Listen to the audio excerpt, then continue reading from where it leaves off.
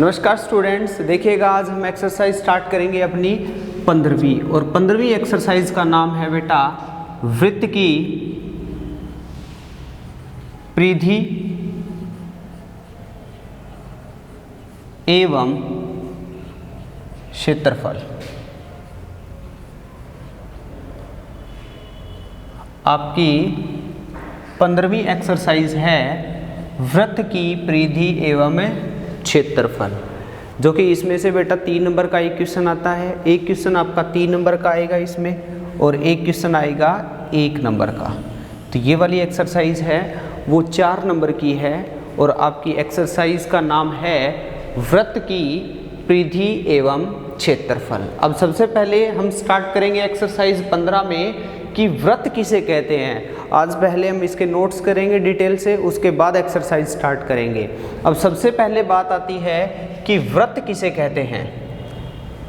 अब वृत्त की परिभाषा, वृत्त किसे कहते हैं, तो आप साथ साथ में लिखते जाइएगा कि वृत्त किसी बिंदु का, वृत्त किसी बिंदु का, वृत्त किसी बिंदु का बिंदुपथ होता है। बिंदुपथ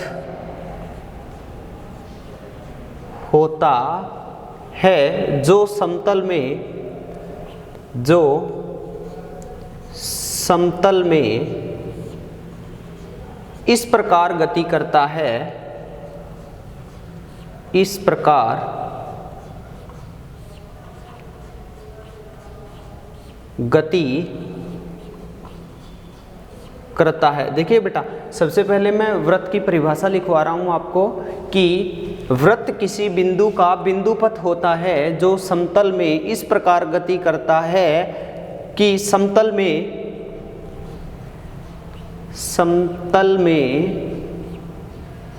किसी नियत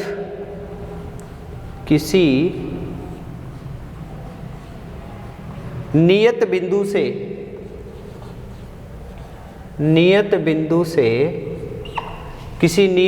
से इसकी दूरी सदैव समान रहती है।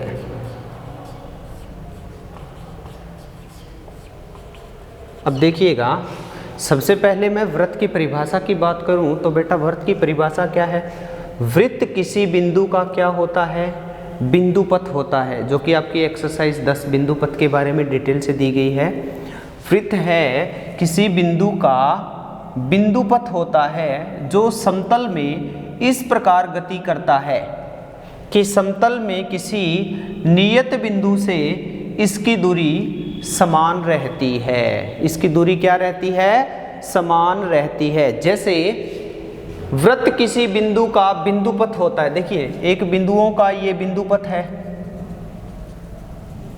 वृत्त किसी बिंदु का बिंदुपथ होता है। अब वृत्त में कितने बिंदु होते हैं बेटा, अनंत बिंदु होते हैं। अब यहां से समझ में आ गया होगा आपको, वृत्त किसी बिंदु का क्या होता है, बिंदुपथ होता है जो इस प्रकार गति करता है, जो इस प्रकार गति करता है कि समतल में किसी नियत बिंदु का अर्थ हो गया बेटा किसी निश्चित बिंदु, ये वाला एक निश्चित बिंदु है, से सदैव समान दूरी रहती है। मतलब कि यहाँ से लेकर यहाँ तक अगर 4 सेंटीमीटर है तो यहाँ से लेकर यहाँ तक भी कितना होगा, 4 सेंटीमीटर। ये भी कितना होगा, 4 सेंटीमीटर। और इस निश्चित बिंदु को या नियत बिंदु को वृत्त का केंद्र कहते हैं। इस नियत बिंदु को क्या कहते हैं, वृत्त का केंद्र,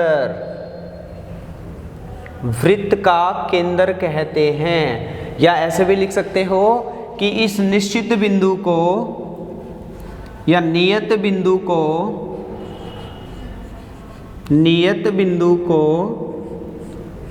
वृत्त का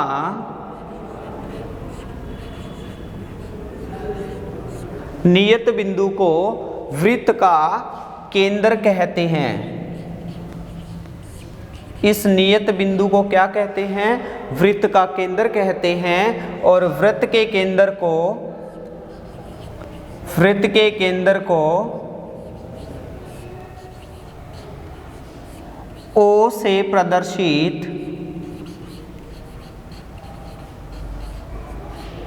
प्रदर्शित किया जाता है। वृत्त के केंद्र को O से प्रदर्शित किया जाता है। अब यहाँ ये वाला वृत्त का क्या कहलाएगा?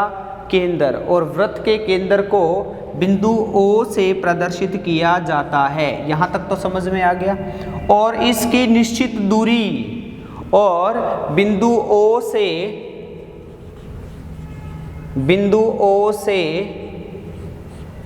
वृत्त की परिधि, अब मैं परिधि के बारे में भी बताऊंगा। वृत्त की परिधि से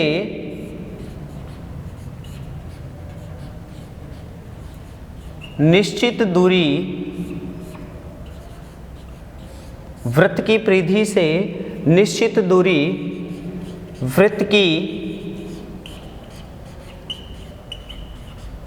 त्रिज्या कहलाती है। वृत्त की क्या कहलाती है? त्रिज्या कहलाती है। और वृत्त की त्रिज्या को R से प्रदर्शित किया जाता है। अब देखिएगा, यहाँ तक उम्मीद करता हूँ समझ में आ गया होगा। देखो, वृत्त के किसी बिंदु का बिंदु पथ होता है। वृत्त क्या है? किसी बिंदु का क्या होगा? बिंदु पथ होगा, जो समतल में, ये वाला तल क्या है? समतल। समतल में इस प्रकार गति करता है कि समतल में किसी निश्चित बिंदु से इनकी दूरी क्या होती है? निश्चित दूरी होती है। और यह नियत बिंदु या निश्चित बिंदु वृत्त का केंद्र कहलाता है। और इनकी निश्चित दूरी क्या कहलाएगी? वृत्त की त्रिज्या। ये वाली क्या कहलाएगी बेटा? वृत्त की त्रिज्या। और वृत्त की त्रिज्या को किससे प्रदर्शित किया जाता है? R से। अब यहाँ और भी लिख लेना कि वृत्त की सभी त्रिज्याएं, एक वृत्त की सभी त्रिज्याएं समान होती है। एक वृत्त की सभी त्रिज्याएं समान होती है। मैंने बताया अगर ये 4 है तो इधर भी 4 सेंटीमीटर, इधर भी कितना होगा? 4 सेंटीमीटर होगा। एक बार इसका स्क्रीनशॉट ले लीजिए बेटा, फिर इसको मैं मिटो देता हूं।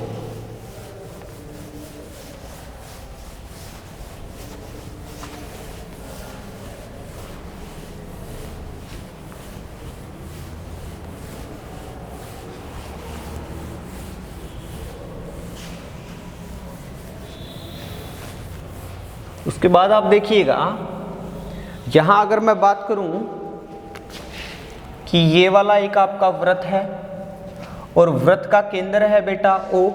वृत्त का केंद्र क्या है? O। और O से लेकर A क्या है? वृत्त की त्रिज्या। और त्रिज्या को किस से लिखा जाता है? R से। अब देखो, वृत्त का केंद्र, वृत्त का केंद्र क्या है? O। और वृत्त की त्रिज्या क्या है बेटा? वृत्त की त्रिज्या है OA, जो कि क्या है? R है। अब उसके बाद मैंने लिखा कि AB, यहां इसको O है और B है।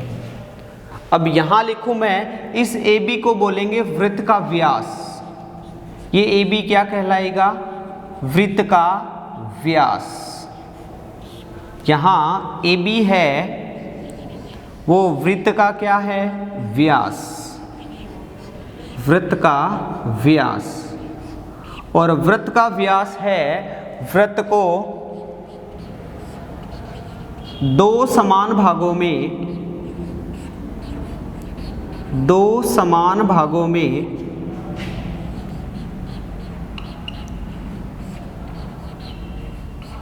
विभाजित करता है।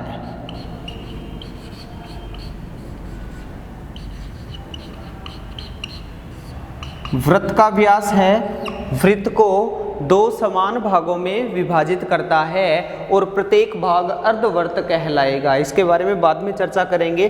अब यहाँ देखिएगा वृत्त का व्यास, ये AB क्या है, वृत्त का व्यास, और वृत्त के व्यास को D से प्रदर्शित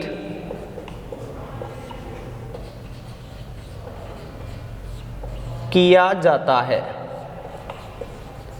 वृत्त के व्यास को किससे प्रदर्शित किया जाता है बेटा, D से। D का अर्थ हो गया डायमीटर, ठीक है। और जहां वृत्त का व्यास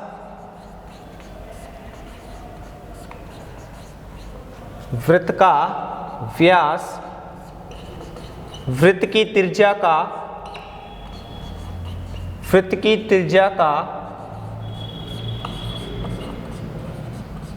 दुगना होता है, अर्थात D बराबर क्या होगा, 2r। वृत्त का व्यास है वो वृत्त की त्रिज्या से क्या होता है बेटा, दुगना होता है, अर्थात D बराबर है 2r और r बराबर है D बटा में 2। वृत्त की त्रिज्या है वो वृत्त के व्यास की क्या होती है, आधी होती है। अब यहाँ देखिएगा वृत्त के व्यास को किससे प्रदर्शित किया जाता है, बिंदु D से प्रदर्शित किया जाता है। जहाँ वृत्त का व्यास है वो वृत्त की त्रिज्या का क्या होता है, दुगना होता है। बेटा अगर वृत्त का व्यास है वो वृत्त की त्रिज्या का क्या है, दुगना है, तो वृत्त की त्रिज्या वृत्त के व्यास की क्या होगी, आधी होगी। या यहाँ लिख सकते हो वृत्त की त्रिज्या दिखाई दे रहा होगा, वृत्त की त्रिज्या वृत्त के व्यास की आधी होती है,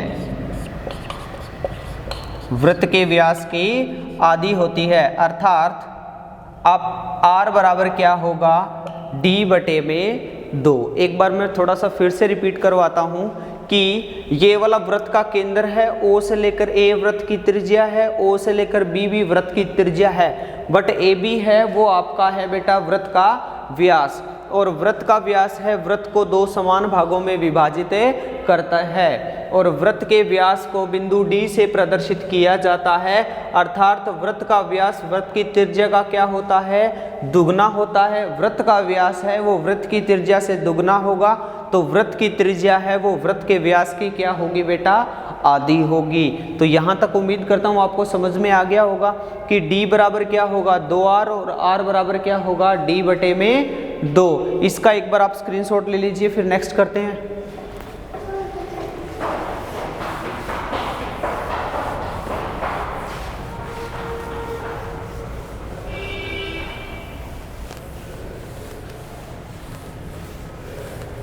उसके बाद मैं बात करूं वृत्त की परिधि, उसके बाद अगर मैं बात करूं यहाँ वृत्त की परिधि, वृत्त की परिधि, आप नेक्स्ट हेडिंग डालोगे कि वृत्त की परिधि। वृत्त की परिधि किसे कहते हैं, अगर इसकी परिभाषा की मैं बात करूं तो लिखा है वृत्त के अनुदिश एक पूरे चक्कर में तय की गई दूरी। अब देखो वृत्त के अनुदिश, वृत्त के अनुदिश एक पूरे चक्कर में, एक पूरे चक्कर में तय की गई दूरी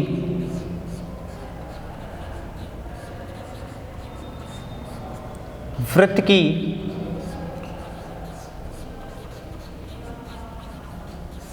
परिधि कहलाती है। वृत्त की क्या कहलाती है, परिधि कहलाती है। वृत्त के अनुदिश, वृत्त के अनुदिश एक पूरे चक्कर में तय की गई दूरी, ये वाला आपका एक वृत्त है। यहाँ से कोई व्यक्ति चला, यहाँ से लेकर यहाँ तक आ गया, पूरा एक चक्कर लगा लिया। इसको क्या कहेंगे बेटा? वृत्त की परिधि, इसे बोलेंगे वृत्त की परिधि। अब यहां देखिएगा, वृत्त की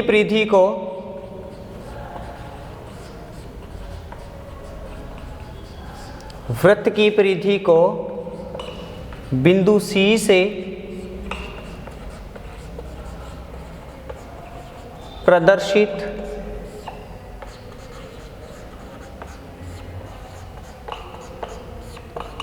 वृत्त की परिधि को बिंदु C से प्रदर्शित किया जाता है। और वृत्त की परिधि किसके बराबर होती है? कि वृत्त की परिधि बराबर होता है 2πr, जहां पाई बराबर होता है 22/7 या 3.14। अब देखिएगा, मैं बात करूं वृत्त की परिधि के बारे में, तो वृत्त के अनुदिश एक पूरे चक्कर में तय की गई दूरी को वृत्त की क्या कहते हैं? परिधि कहते हैं। और वृत्त की परिधि को किससे प्रदर्शित किया जाता है? C, सरकमफेरेंस, C से प्रदर्शित किया जाता है। और वृत्त की परिधि बराबर क्या होता है बेटा? 2πr। इसके अलावा एक फार्मूला और भी लिख लीजिएगा कि वृत्त का क्षेत्रफल, इसका ये कितना स्थान घेर रहा है? वृत्त का क्षेत्रफल।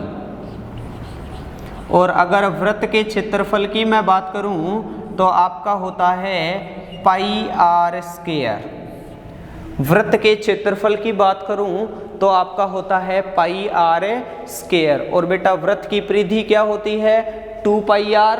और वृत्त का क्षेत्रफल क्या होता है? πr²। अब यहाँ एक बार स्क्रीनशॉट ले लीजिए, फिर इस ले लिया होगा। उसके बाद आप देखिएगा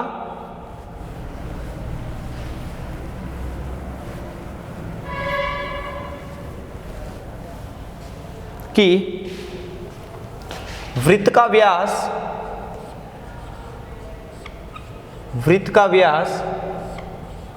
वृत्त को दो समान भागों में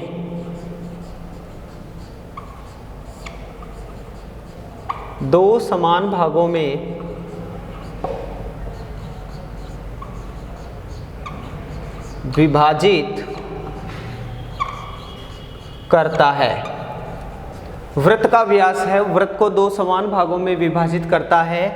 प्रत्येक भाग को